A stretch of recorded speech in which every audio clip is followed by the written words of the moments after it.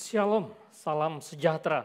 Selamat sore kawan-kawan muda yang dikasihi oleh Tuhan Yesus Kristus. Pada kesempatan sore hari ini kita bersyukur pada Tuhan untuk waktu yang Tuhan berikan kepada kita. Kita boleh beribadah di tempat ini dan juga bagi teman-teman, sahabat-sahabat muda yang ada di tempat mereka, di tempat masing-masing, boleh mengikuti ibadah Antiochia Youth Fellowship pada sore hari ini.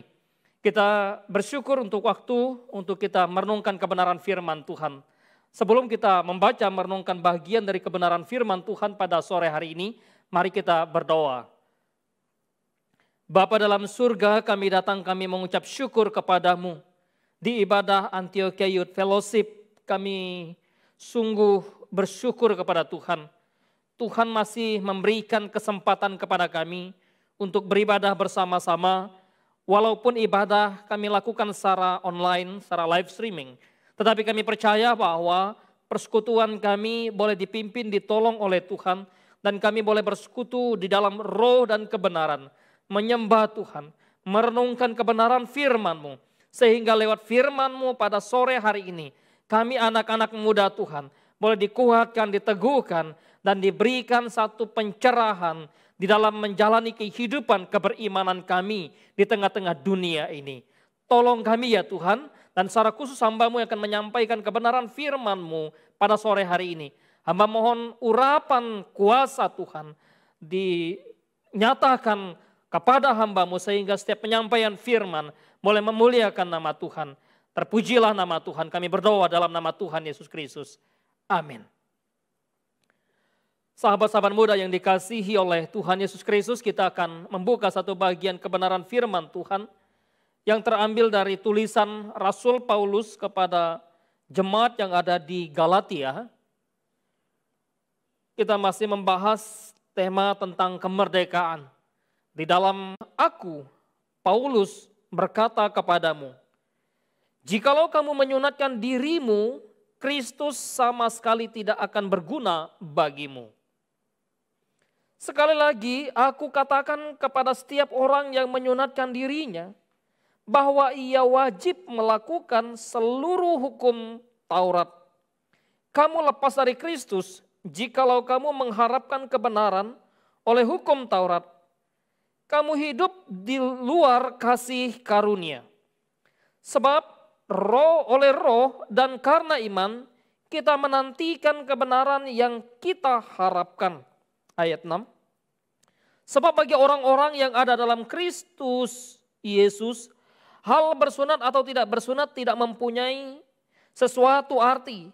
Hanya iman yang bekerja oleh kasih. Kita baca ayat yang ke-13 sampai ayat yang ke-14. Saudara-saudara, memang kamu telah dipanggil untuk merdeka. Tetapi janganlah kamu mempergunakan kemerdekaan itu sebagai kesempatan untuk hidup dalam dosa. Melainkan layanilah seorang akan yang lain oleh kasih. Sebab seluruh hukum Taurat tercakup dalam satu firman ini, yaitu kasihilah sesamamu manusia seperti dirimu sendiri. Demikian pembacaan kebenaran firman Tuhan bagi kita pada sore hari ini. Rekan-rekan muda yang dikasihi oleh Tuhan Yesus Kristus, sejujurnya ketika kita menjalani kehidupan, apalagi dalam konteks kita sebagai anak-anak muda, kita tentu tidak ingin yang namanya hidup dijajah. Kita tidak ingin yang namanya hidup kita dikekang, bukan? Kita tidak ingin yang namanya hidup kita kemudian dibatasi oleh banyak hal. Kecenderungan kita adalah ingin menjadi pribadi-pribadi yang bebas. Ingin menjadi pribadi-pribadi yang merdeka. Yang tanpa menghalangi, kalau bisa di dalam perjalanan waktu mengendara kendaraan, kepengen tidak ada kemudian orang yang menghalangi kita di jalan. Kalau kemudian melewati lampu merah atau persimpangan, kita rindu. Kepengen bahwa lampu merah itu tidak dalam posisi yang merah, tetapi dalam posisi yang hijau. Karena itulah rindu kita. Kita mau bagaimana hidup di dalam satu kebebasan.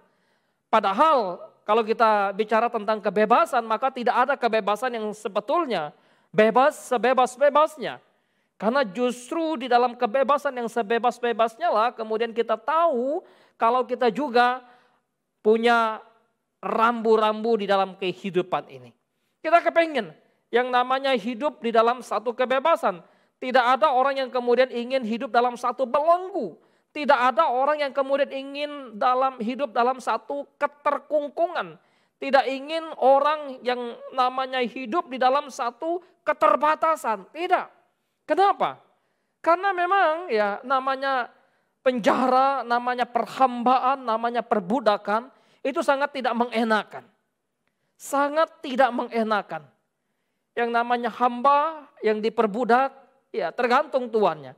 Yang namanya kita di penjara, dibelenggu atau dijajah, maka tergantung bagaimana penjajah kemudian menindas, menekan hidup orang yang dijajah. Dan tentu dalam konteks kehidupan berbangsa dan bernegara, kita bisa membaca lewat tulisan-tulisan sejarah bagaimana kemudian para pejuang dulu memperjuangkan satu kemerdekaan supaya bangsa bisa merdeka. Supaya bangsa lepas dari satu penjajahan. Bangsa tentu ingin hidup dalam satu kemerdekaan, demikian juga dengan kehidupan. Kita secara pribadi, kita ingin hidup dalam satu kebebasan, ingin hidup dalam satu kemerdekaan. Betapa indahnya yang namanya hidup dalam satu kebebasan. Kita pikir bahwa kita bisa mengekspresikan seluruh kehidupan kita. Kalau kita berada di alam yang bebas, maka kita melihat satu keindahan yang luar biasa. Kita melihat satu pemandangan yang luas, yang indah dan membawa kita seakan-akan hidup kita, pikiran kita, dan bahkan barangkali batin kita, jiwa kita menjadi jiwa yang tenang. Kita lepas dalam segala aspek kehidupan, dalam segala pergumulan seakan-akan demikian. Padahal di sana pun kita mendapatkan satu keterbatasan, kita nggak bisa sebebas-bebasnya. Oleh sebab itu, ketika kita bicara yang namanya kemerdekaan, apalagi dalam konteks kekristenan, kemerdekaan dalam Tuhan atau merdeka dalam Tuhan, maka kemerdekaan itu bukanlah suatu kebebasan yang betul-betul di mana kita bebas sebebas-bebasnya tanpa ada rambu-rambu, tanpa ada pagar yang memagari hidup kita, atau tanpa adanya satu keikatan, tanpa adanya satu keterbatasan yang lain. Tentu ada hal-hal yang kemudian mengikat kita ketika kita hidup di dalam satu kemerdekaan di dalam Tuhan. Teman-teman yang dikasihi oleh Tuhan Yesus Kristus. Nah, di dalam konteks apa yang kita baca dari surat Paulus kepada jemaat di Galatia tadi, maka menarik bahwa ketika Paulus menemukan orang-orang Galatia yang sudah hidup menerima Injil yang dia beritakan, yang sudah hidup dalam kepercayaan mereka kepada Kristus, Yesus yang adalah Tuhan, yang adalah juru selamat. Namun ketika datang pengajar-pengajar sesat, pengajar-pengajar palsu yang ingin menyesatkan mereka, yang ingin membawa mereka keluar dari satu Injil yang telah Paulus beritakan, lalu dengan menambahkan Injil yang lain, maka Paulus mengingatkan kepada mereka, maukah engkau kembali kepada satu keterikatan lagi? Maukah engkau kembali kepada satu perbudakan lagi? Maukah engkau kembali kepada satu ketidakbebasan yang membawa engkau untuk hidup dalam suatu kebinasaan? Tentu ini pertanyaan yang sangat menarik untuk kita pikirkan. Di dalam kehidupan hari-hari kita, dalam kehidupan kita sebagai anak-anak muda, seringkali kita berpikir bahwa ya udah kita ingin bebas, kita kan sudah Kristen, kita sudah menjadi murid-murid Kristus, kita sudah percaya kepada Kristus. Kita kepingin menjadi orang-orang yang betul-betul ya udah saya mau bebas sebebas-bebasnya. Saya kan sudah merdeka, saya sudah ditebus oleh Kristus. Saya sudah dibayar oleh Kristus dengan darah yang mahal. Sudah ditebus oleh Kristus dengan kematiannya di kayu salib. Maka saya mau hidup sebagai ya orang Kristen yang kemudian sesuka hati saya. Bisakah demikian? Tentu tidak bisa, bukan? Tentu tidak bisa demikian. Oleh sebab itu rekan-rekan muda yang dikasihi oleh Tuhan Yesus Kristus. Maka ketika kita bicara kemerdekaan di dalam Tuhan atau merdeka dalam Tuhan, sebetulnya apa yang ingin disampaikan di sana? Pertama, bahwa bicara kemerdekaan dalam Tuhan atau merdeka dalam Tuhan adalah mengalami satu perubahan relasi. Kita memiliki satu perubahan relasi, mengalami satu perubahan relasi. Relasi apa yang berubah? Ketika kita hidup merdeka dalam Tuhan.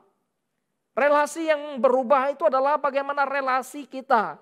Yang dahulu kita menjadi seteru Allah, yang dahulu kita menjadi musuh Allah, oleh karena kita melanggar Allah, melanggar perintah Tuhan, melanggar ketetapan Tuhan, berdosa terhadap Dia. Tetapi ketika kita hidup di dalam satu kemerdekaan, di dalam Tuhan, maka kita memiliki relasi yang baru, yaitu relasi yang terikat dengan Tuhan. Relasi yang kemudian bersekutu dengan Kristus. Relasi yang hidup dalam satu persekutuan yang indah dengan Allah. Itulah yang Paulus katakan kepada orang-orang di Galatia. Kamu kalau ingin menambahkan sunat kepadamu dan kamu menganggap Kristus tidak berguna. Pengorbanan Kristus, kematian Kristus, penebusan Kristus itu menjadi sia-sia bagi kamu. Dan itu kamu anggap sebagai sesuatu yang sia-sia. Kamu terlepas dari Kristus. Kamu tidak memiliki relasi yang indah. Tidak memiliki relasi yang baru dalam Kristus. Tidak memiliki relasi yang harmonis di dalam Kristus. Itu sama juga dengan bahwa kamu tetap saja di dalam relasi yang lama. Relasi yang kemudian kamu adalah seteru Allah. Relasi yang adalah kamu musuh Allah. Tetapi ketika kita bicara kemerdekaan, maka merdeka berarti bebas dari satu relasi yang lama.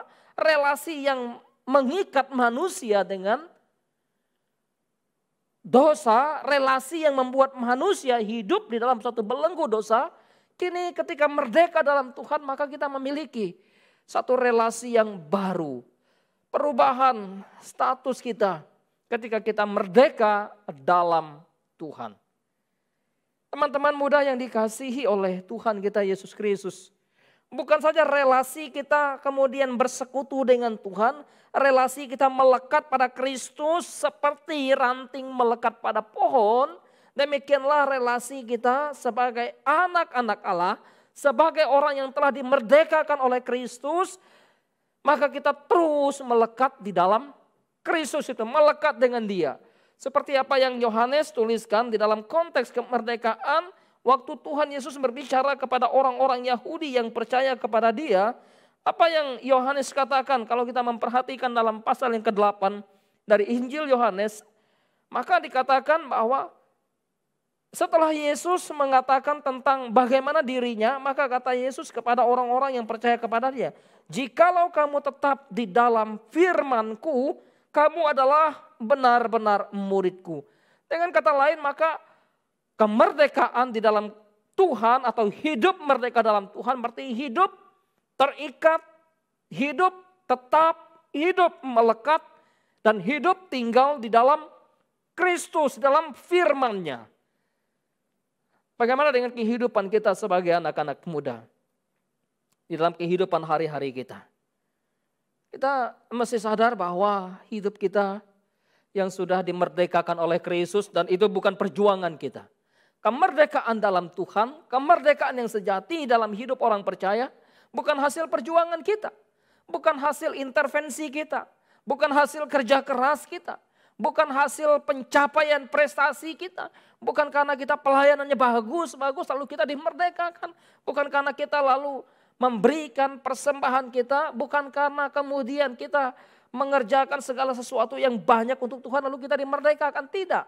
Kemerdekaan di dalam Tuhan adalah kemerdekaan yang betul-betul dianugerahkan Tuhan. Kemerdekaan yang betul-betul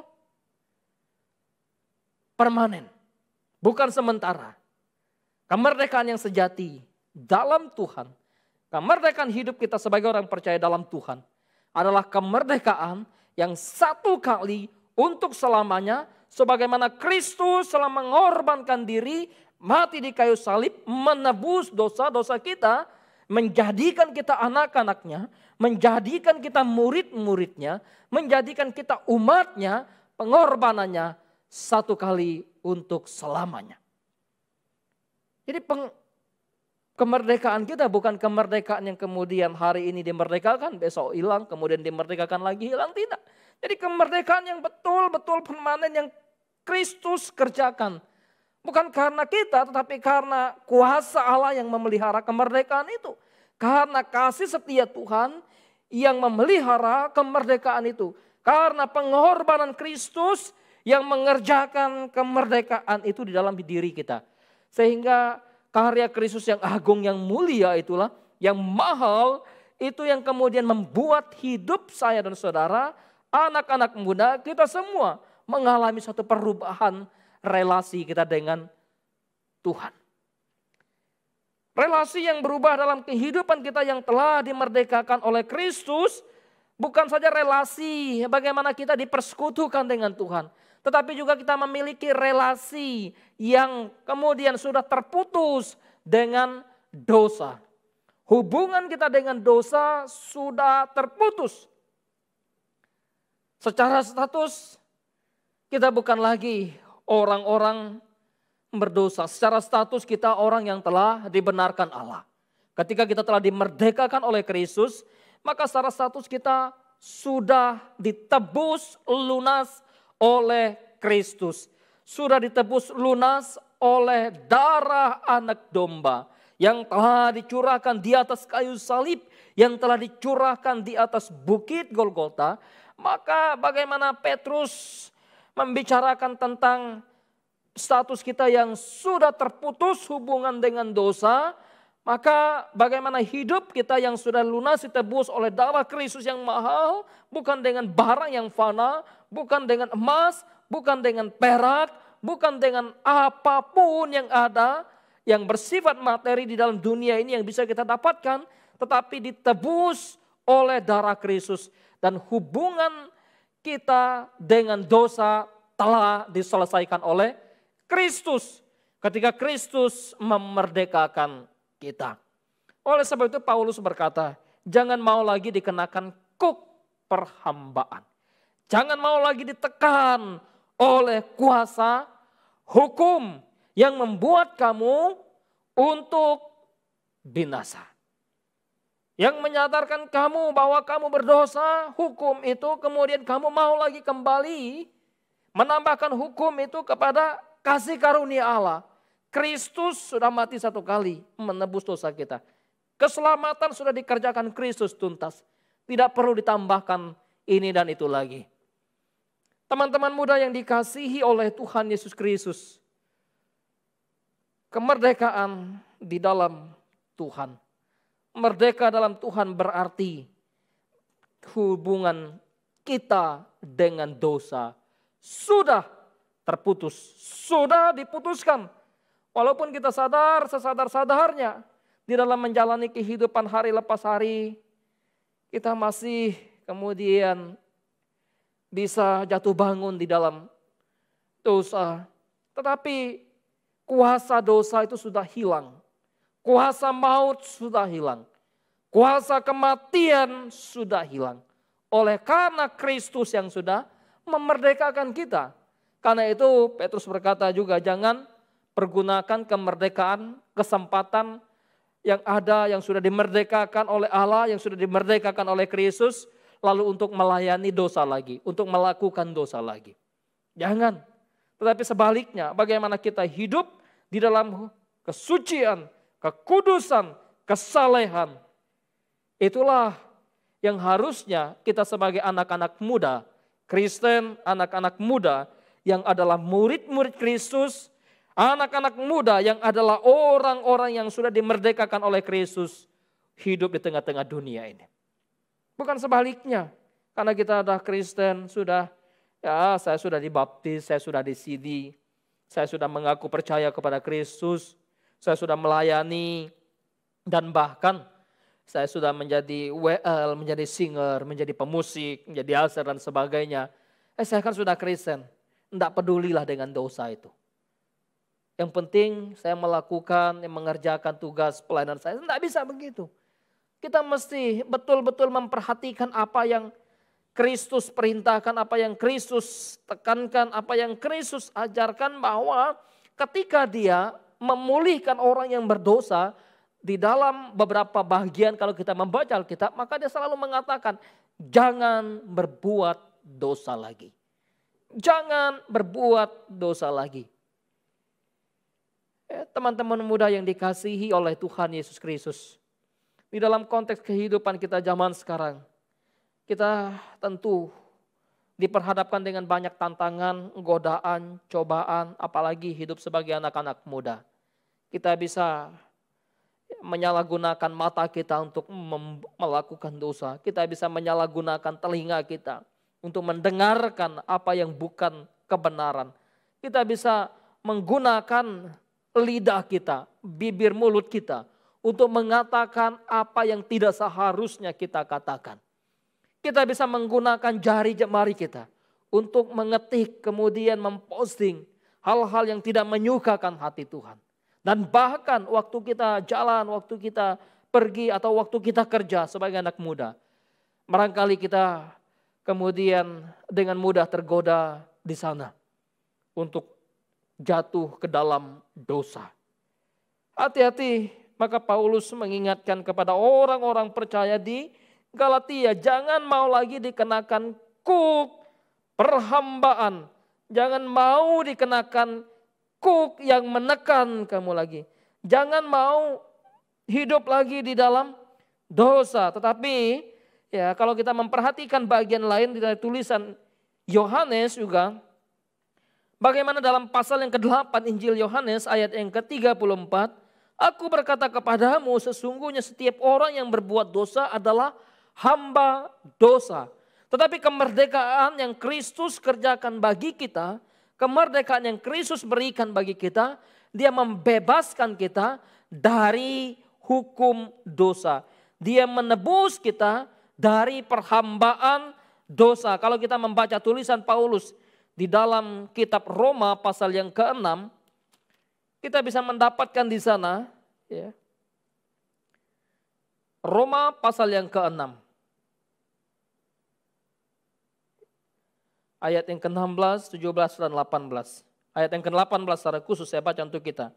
Kamu telah dimerdekakan dari dosa dan menjadi hamba kebenaran. Hidup kita telah dimerdekakan dari dosa.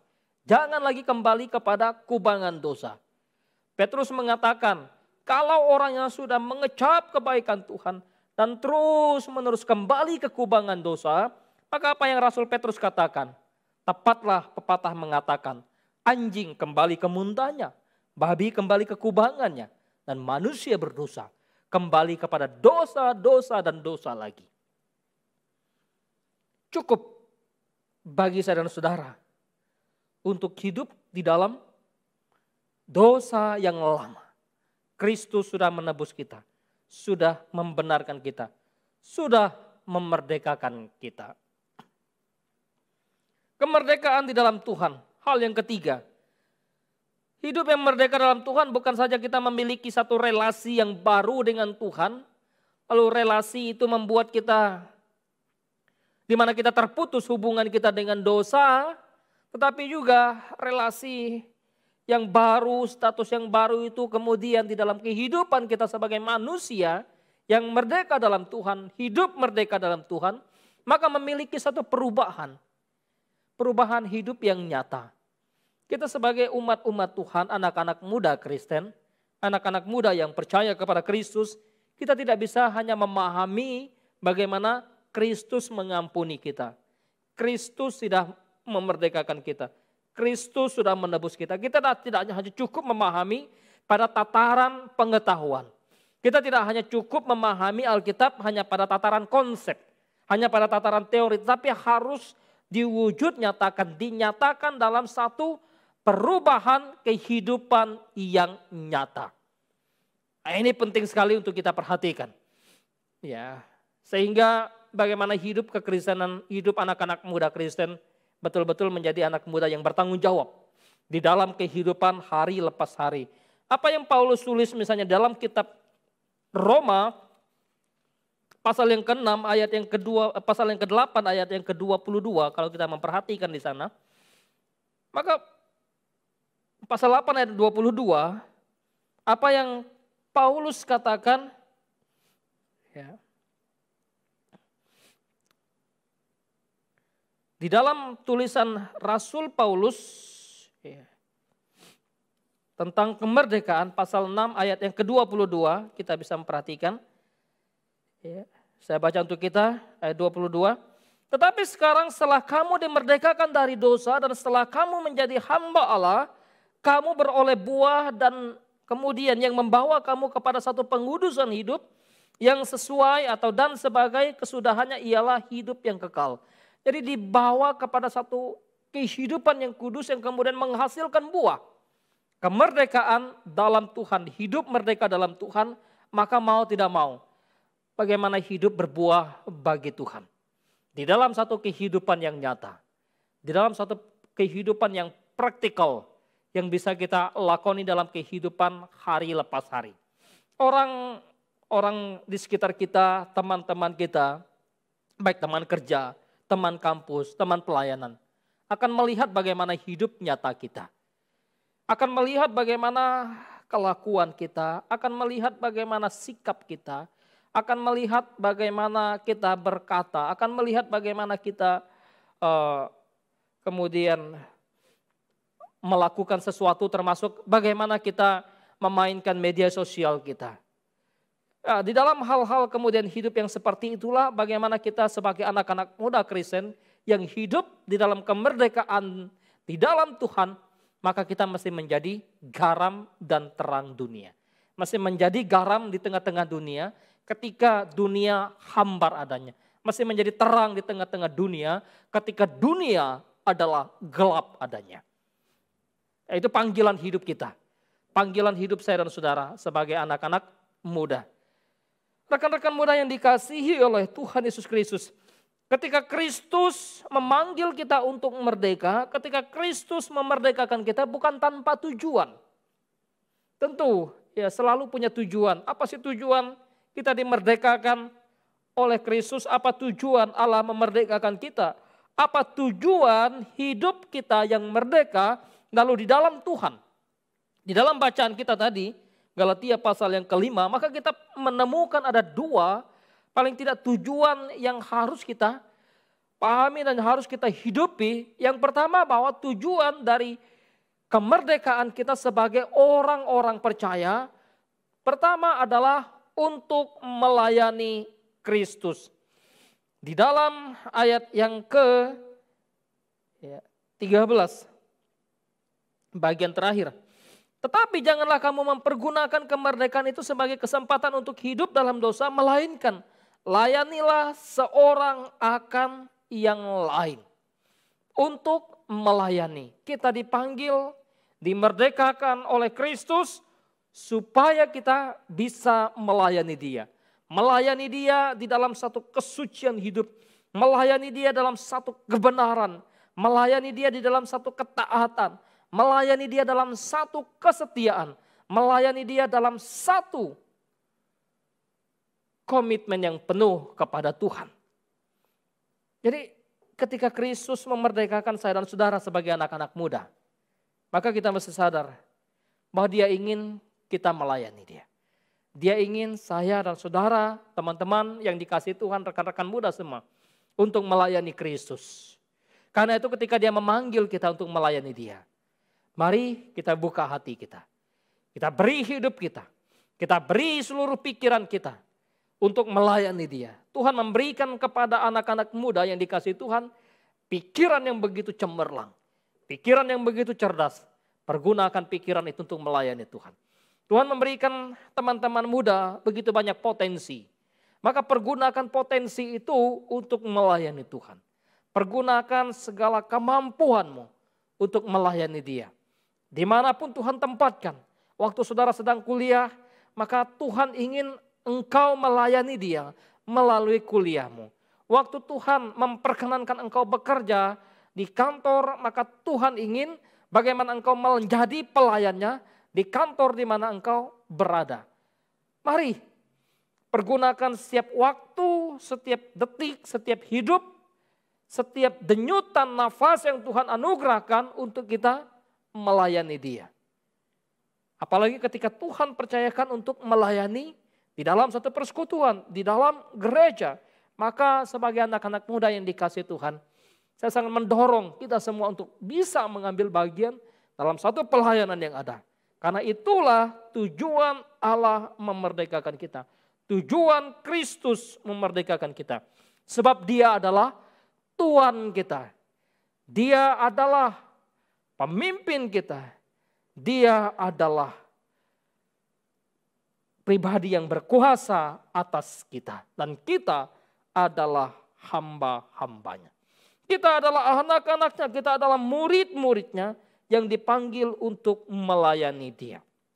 Dan hal yang kedua, yang menjadi tujuan kemerdekaan hidup di dalam Tuhan adalah hidup dalam kasih. Itu jelas sekali dalam ayat yang ke-13 bagian terakhir dan ayat yang ke-14. Ayat 14 saya baca.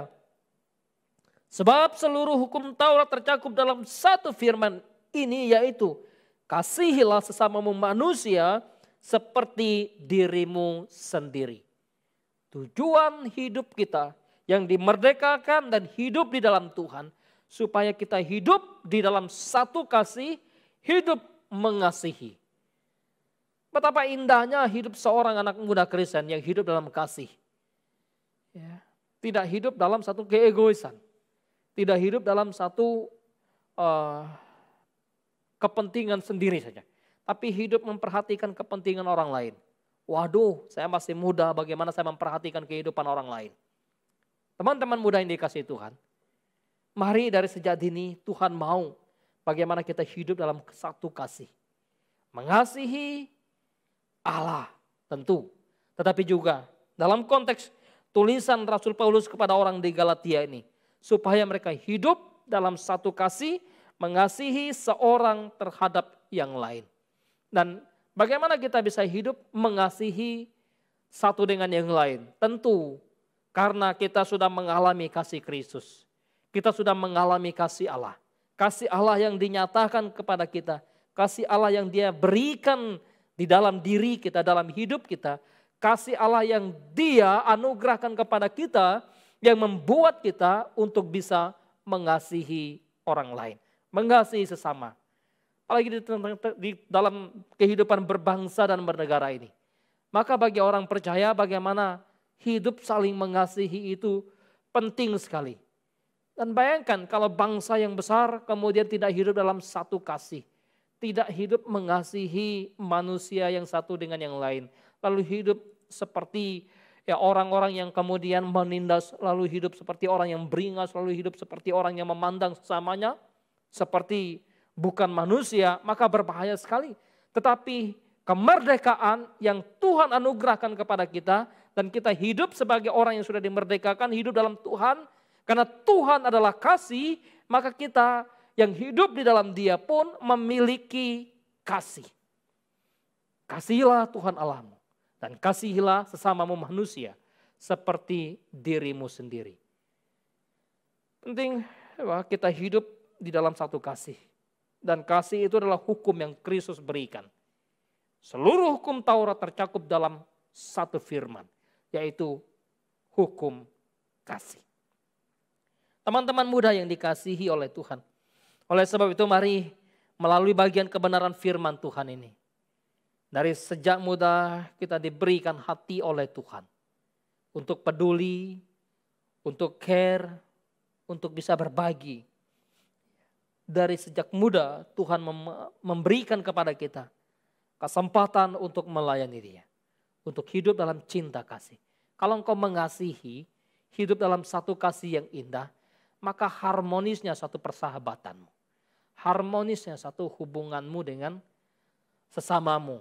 Apalagi kalau teman-teman yang sudah hidup di dalam atau memiliki pacar, teman-teman muda yang sudah memiliki pacar, maka kalau engkau hidup dalam kasih Tuhan, maka engkau akan menjaga, memelihara hubungan itu di dalam kasih yang kudus. Kasih yang indah. Kasih Kristus.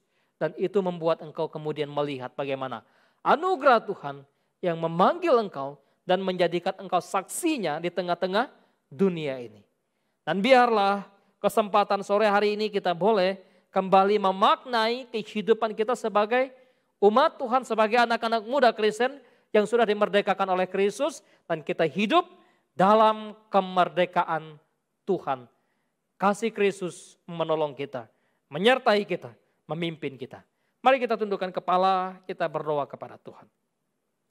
Bapa dalam surga, kami datang, kami mengucap syukur kepadamu. Sore hari ini kami boleh belajar satu kebenaran firman Tuhan. Bagaimana kami hidup, yang dahulu kami hidup di bawah kuasa dosa dan di bawah kuasa murka Allah, namun karena kebaikan Tuhan, karena kemurahan Tuhan yang mengutus Kristus datang ke dalam dunia, yang rela mati, yang rela tersalib, menebus dosa kami, menyelamatkan kami, menjadikan kami orang-orang yang merdeka di dalam Kristus.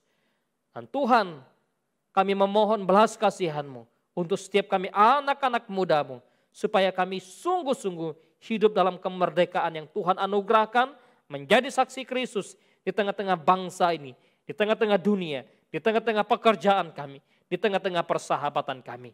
Tolong kami, mampukan kami. Di dalam nama Tuhan kami Yesus Kristus, kami mengucap syukur, kami berdoa. Amin.